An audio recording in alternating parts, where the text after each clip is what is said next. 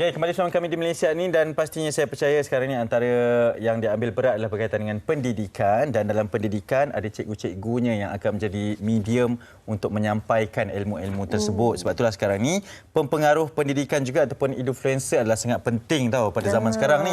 Hanif kan keluarga ni pendidik. Itu okey, kita terus bersama dengan tetamu kita pada hari ini, Encik Razifuddin Nordin, Ketua Pegawai Eksekutif PADU, Unit Pelaksanaan dan Prestasi Pendidikan. Assalamualaikum. Waalaikumsalam. Okey, dan juga kita ada Cikgu Stephen Aizat, Guru Sains dan Biologi dari EduFluencers SMKL Methodist Sentul.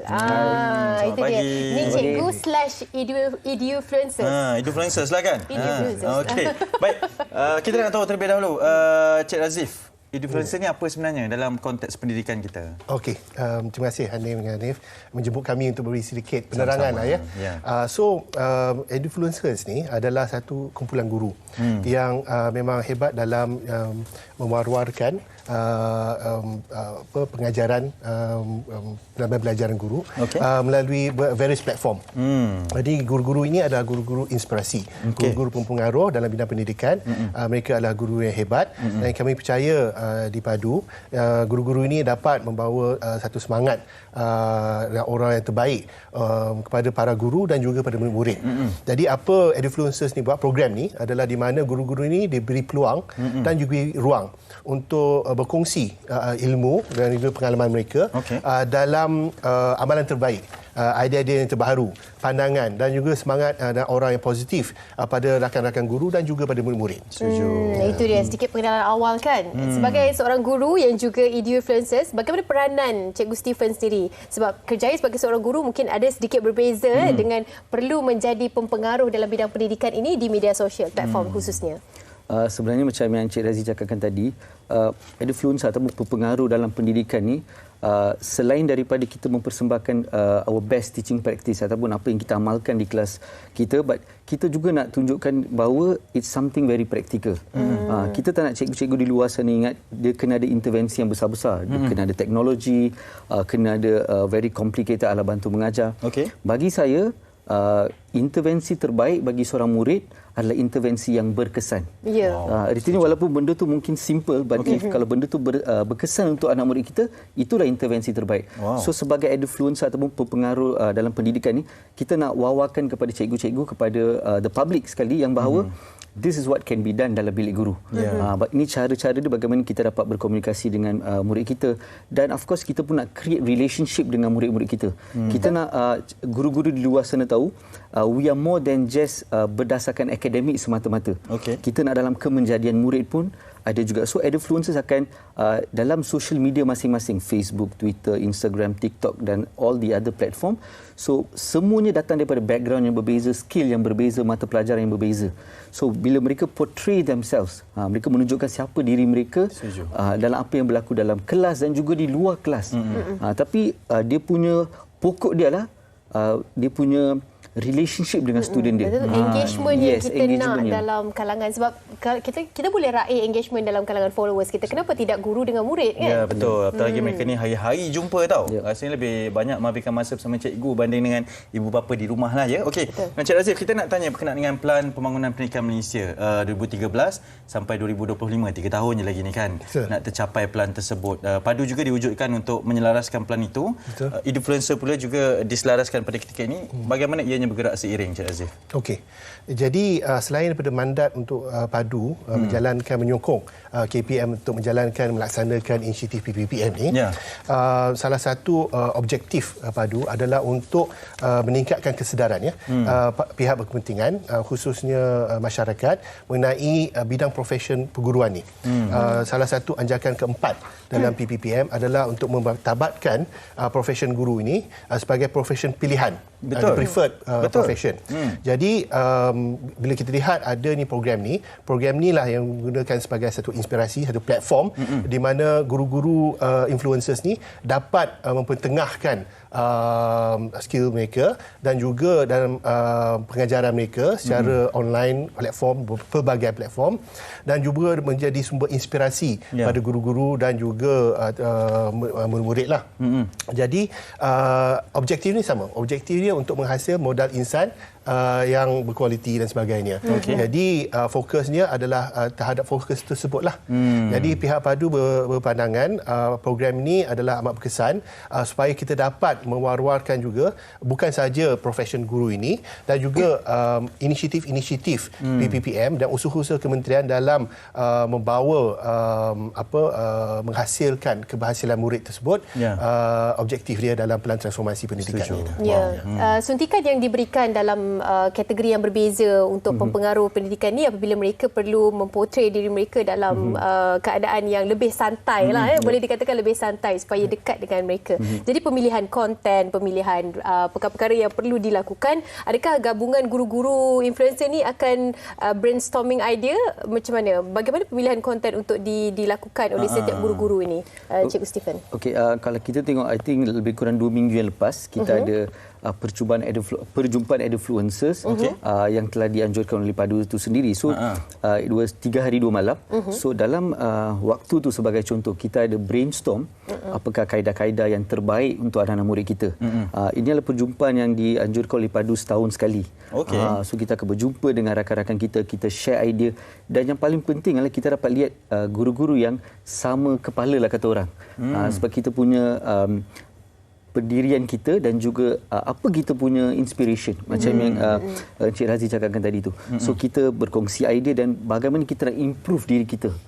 Dan bila kita kembali ke sekolah masing-masing, apa yang dibawa di sini kita dapat gunakan untuk anak-anak murid kita. Sebab macam saya cakapkan tadi, kita punya background semuanya berbeza. Tapi bila kita berjumpa, bila kita brainstorm, kita dapat pelbagai idea daripada guru-guru yang berbeza dan kita tengok yang mana boleh digunakan untuk anak-anak murid kita. Cikgu Stephen ni pun bukan calang-calang, salah seorang top 10 guru adiwira PAK 21. Dan kabarnya Cikgu Stephen kita ni dah menjadi influencer daripada pioneer lah, daripada yang pertama. Sekarang juga. Dah 2.0 Sekarang dah 2.0. Cik Razif, sebab bila kita bercerita mengenai cabaran sekarang sebagai seorang guru, kita tak boleh nafikan mungkin kadang-kadang ada yang tersimpang sedikit lah kan, nak menjadi pempengaruh di luar sana itu, tapi memegang title guru. Yang boleh diacu ini adalah geng-geng influencer ini. Bagaimana memastikan bahawa PADU memastikan bahawa mereka ini sentiasa mengikut jalan yang diinginkan untuk mendidik, tidak tersimpang dalam menjadi seorang influencer juga, Cik Razif? Okey. Saya rasa perjumpaan yang Cik Stephen mention tu setahun sekali, kadang-kadang kita buat 2 tahun sekali, adalah amat penting. Kerana bila-bila guru-guru ni niat dia memang betul. Niat dia untuk berkongsi ilmu dengan para guru dan dengan murid-murid. Dan juga bila kadang-kadang mereka rasa dia tersendiri. Mereka seorang je syok sendiri kadang-kadang. Tapi bila dia berkumpul dalam satu grup, mereka ada peer support. Dan ini penting kerana positivity antara guru-guru ni boleh mencetuskan idea bagaimana idea yang terbaru untuk menyampaikan maklumat ni kepada murid-murid kita. Jadi itu salah satu. Saya harap program Edufluencer ni akan berkembang dari semasa komuniti dia adalah amat penting kerana mereka akan tolong dan menyokong sesama sendiri, memberi mesej-mesej yang positif dan sebagainya mengenai apakah dia punya tips and tricks dan sebagainya, guideline semua tu memang kami berikan, tapi kami memberi keleluasan ikut style sendiri. Untuk kreativiti itu ada. Jadi information yang diberi itu adalah positif dan juga membantu murid-murid kita. Dan keduanya, saya harap saya memang memandang tinggi pada guru-guru influencers ni, Cikgu Stephen dan juga daripada batch 1.0 dan juga sebagai mentor pada yang 2.0, dan kerana mereka niat mereka adalah untuk mendidik murid-murid cara mana yang terbaik. Via face room dan classroom atau daripada platform dan sebagainya. So apa yang PADU buat ialah kami memberi tools dan sokongan bagaimana untuk menjadangkan secara efektif. Dan saya rasa insya-Allah perkara ini dengan program Edufluencers ni bukan aja menjadi satu impact pada murid-murid kita di sini atau para guru yang lain di Malaysia, tapi harapnya mereka akan berdaya saing di persaudaraan antarabangsa di mana video-video dan rujukan ni dipergunakan di luar negara juga. Sebagai reference kan, sebagai rujukan. Okey, kita bercakap tentang objektif. Kalau nakkan engagement bersama dengan murid, pastinya respon daripada murid itu sangat penting ya. Jadi selepas dah berlaku Edufluencer 1.0, bagaimana respon murid-murid? Adakah kat situ wujudnya kebersamaan, wujudnya lagi engagement yang lebih padu dalam kalangan guru dan juga murid dapat dilihat? pertama sekali kita kena sebagai edufluencer, dan ni benda yang saya cerita kepada rakan-rakan guru yang lain juga. Bila kita jadi edufluencer ni, pertama kita kena ingat, kita kena kembali kepada student kita. Pokoknya kita kena kembali pada mereka. Kita tak boleh ambil populariti ni untuk mempopularkan diri kita, dan juga sebenarnya ini akan menjadikan kita terpesong. Jadi apa yang diajar, apa yang kita buat kat classroom, benda tu yang kita cerita. So murid-murid kita yang kita tengah highlight. Dalam sekolah saya sendiri dengan anak-anak murid saya sendiri, bila saya highlight apa yang mereka buat dalam kelas mereka, mereka ada sense of belonging. Artinya apa yang mereka buat ni, that means benda tu cikgu tengah share kepada semua di luar sana. Because kita buat ni bukan sekadar untuk nak tunjuk the best practice sahaja, tetapi kita nak menonjolkan kebolehan anak-anak murid kita juga. Setuju. So that is important. So anak-anak murid saya pun dia akan teruja. Usually sometimes bila kita buat satu program, saya buat satu aktiviti atau mana-mana projek sekali, memang mereka akan tahu cikgu akan highlight benda dalam social media dia. So kita nak create satu excitement dalam diri dia, dan dia pun kena tahu yes, and dia nak beri yang terbaik. So dan at the same time kita dapat guide dia untuk menjadi dia punya best version. Sebab setiap murid, anak murid adalah berbeza. Dan sebagai seorang guru kita kena menerima mereka seadanya, dan kita kena pastikan potensi mana yang dia ada. Ada yang skill tangan, ada yang dari segi akademik. Betul. So kita nak make sure sebelum dia keluar daripada sekolah, skill yang ada pada diri dia tu kita telah terjemahkan bila dia berada dalam sekolah. So itu adalah peranan utama sebagai seorang cikgu, dan sebagai edufluencer saya memperkukuhkan lagi idea tu. Ya, betul. Dan itulah saya pernah terbaca lah, Albert Einstein pernah berkata kan, macam mana nak uji ikan, kebolehannya kalau kita uji dengan memanjat pokok, tak boleh. Dia ada kelebihan-kelebihan tersendiri masing-masing. Okey, ini satu program yang sangat baik.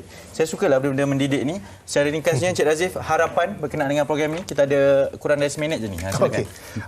Seperti apa yang Cikgu Stephen kata, niat atau intent kita untuk menghasilkan murid yang terbaik, secara karakter, secara konten dan sebagainya. Dan kita untuk kita mencari apa di bini skill dia kan. Jadi saya harap program Edufluencer ni akan berkembang dari semasa-masa.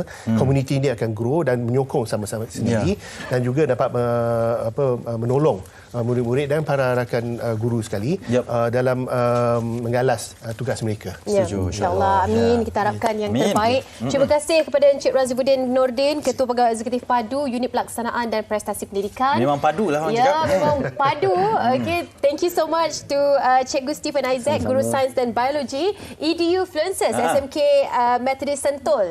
Itu dia. Bersama dengan kita. Tapi apalah gunanya kalau ada beribu konten ilmiah tetapi tidak ada sambutan yang baik daripada dalam kalangan anda semua kan? Betul. Pasti kita harapkan sambutan untuk konten-konten ilmiah ni juga dipertingkatkan dalam kalangan kita semua. Sama-sama kita berehat ni, pergilah sambut konten-konten ini, okey? Kita berhenti seketika, terus bersama kami di Malaysia hari ini.